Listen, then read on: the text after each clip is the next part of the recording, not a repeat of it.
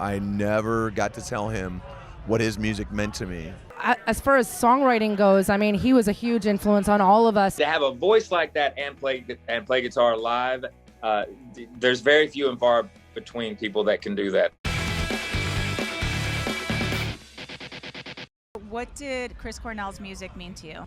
For me, and I guess this is like a posthumous thing, I didn't realize the impact that Chris had on me as a writer and as a singer until I really started thinking about the fact that he had no boundaries when it came to writing music and doing whatever he wanted. If he wanted to try a genre, he'd do it. I mean, he was completely fearless. And for me, watching that over the years, I was so inspired by that, whether it was the heaviness of stuff like Jesus Christ Pose or the beautiful acoustic stuff like Seasons that he did on the singles soundtrack.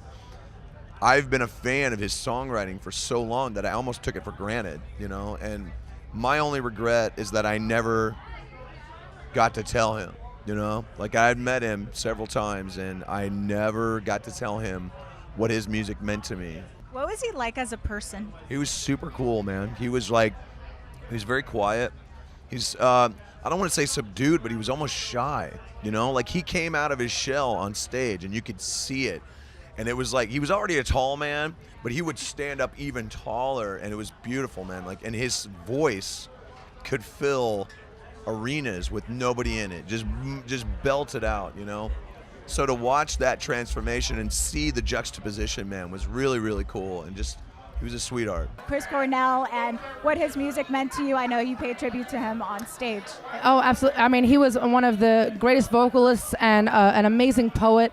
And I mean, as far as songwriting goes, I mean, he was a huge influence on all of us and just his take on life. And when he passed, you realized just how much he wrote from the heart, and like those messages were intertwined with everything. And so, and you know, nobody really knew what was going on inside, but in order to move forward, we need to make sure that we encourage each other, you know, and be that, you know, that support team. So, but what is it about losing somebody who you may not even know very well, but still has a big importance to you that makes it so tragic and so hard to get over? It's a really good question, and I don't know that I have the answer. I mean, like, this band formed over the love of two bands. It formed over the love of the Beatles and Soundgarden. And so to lose, you know, to be that close in proximity and, you know, opening for Soundgarden was just the highest of highs. Like I couldn't believe it. Like, we were just elated to be there, you know, and to have it end so tragically, that added kind of shock of like, we were right there. We were there that night. I talked to Chris Cornell. I gave him a hug. I watched him leave the venue. Like, and then the night went on as normal, and to wake up the next morning to the immense, just the bus, like the wait, like I sleep late. So I was the last to find out. And I woke up and walked into the front lounge and everyone's just like head in hand, devastated. And everyone kind of looked up at me and went, "She doesn't know. Oh, it's gonna be bad." So I don't know that there's an exact answer to that. It's just, I think that music has such a power to it that even if you don't know someone extraordinarily well personally, when you've related to their music and you've listened to those records, you know, throughout your whole life ad nauseum, it feels like a part of you at that point. And so I feel like, you know, losing someone like that you feel like you're losing a piece of yourself in a way, if that makes sense. And also, you know, in the grander scheme, like losing someone who's that talented and that prolific is just devastating, because it's like, well, that was it. Like, that was it? No, like that, it can't be it. His music is, and his band's like Audioslave, you know, and the stuff that he did a solo, the 007 soundtrack that he did, a lot of that is just so heartfelt and deep, and it really, and if you listen to it, it really tells a story now, and it makes sense. Right, in retrospect. Yeah, in retrospect, and it was. I remember listening to 1991, the Badmotorfinger album, and you know, they kept playing the Outshined video on MTV, and I remember the guys. You know, we all lived in a close vicinity in the same neighborhood, and we would watch this video and be like, we want to be like, not like them, but they've carved out such a unique sound, and we wanted to do that. We need to find our lane. We need to do something that's as inspirational as Soundgarden. 3 people helped me find my voice: Chris Cornell, Nina Simone, Otis Redding. Like, those would be the 3. The first time I heard him sing, and yes, I was at my granny's house because the MTV, the cable box wasn't blocked. Outshined on Bad Motorfinger. First time I saw what he looked like, saw what the band looked like, and first time I heard his voice. I think that was the first time that I heard a male have that kind of a range, using his voice as an instrument. And the fact that he was such a skilled guitar player, and to have a voice like that and play guitar live, there's very few and far between people that can do that. And it blows my mind too that 4 out of the 5 big 4 grunge bands, singers have passed away at a young age. And also too, I'm a huge Mother Love Bone fan.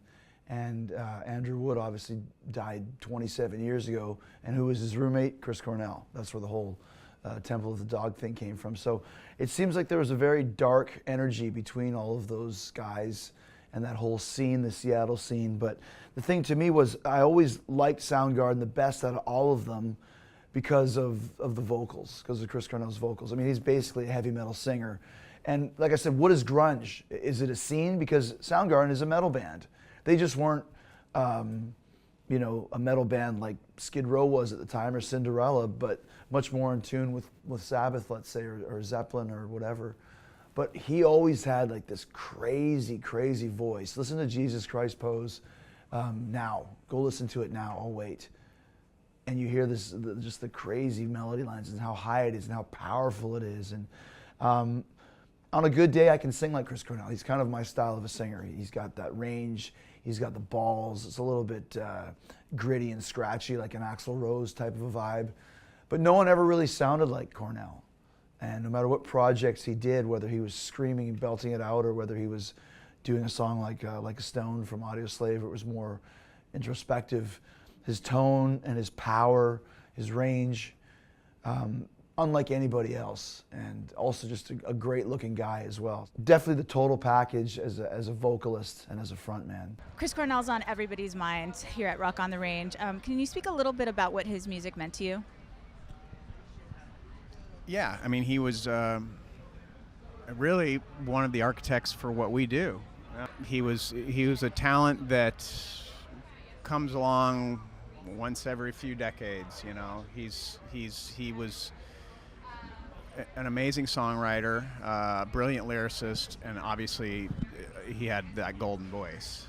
He was definitely an inspiration to us, an inspiration to me early on as a young artist, because I live in Spokane, Washington. So I remember in the 80s hearing about this band called Soundgarden just over the hill, and they were really the first band that I was aware of that had the opportunity to you know, take their music on a national level, and you know, had a record deal with a major label, and it was such a big deal. So a lot of us were rooting for them, you know. And then I don't think anybody had any idea just the magnitude that scene, the seismic shift that was going to take place in a few years. So, and he was, to me, he was the guy. You know, Kurt Cobain, obviously brilliant, and there were so many amazing artists, but he was the first one I was aware of, and it was amazing to see how his legacy took shape.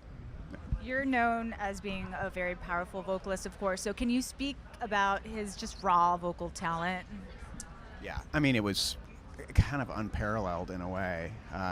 He had such an incredible range, but what I really loved and respected was, as the years went on, he developed his lower register. You know, obviously when he came out, he was singing on top of the guitars, and it was high, and it was this just very powerful stratus. He was in the stratosphere, and it was pretty intense. Those screams were brilliant. But as time went on and he developed that raspy, bluesy lower register, I love that, and just really developed his talent as a songwriter.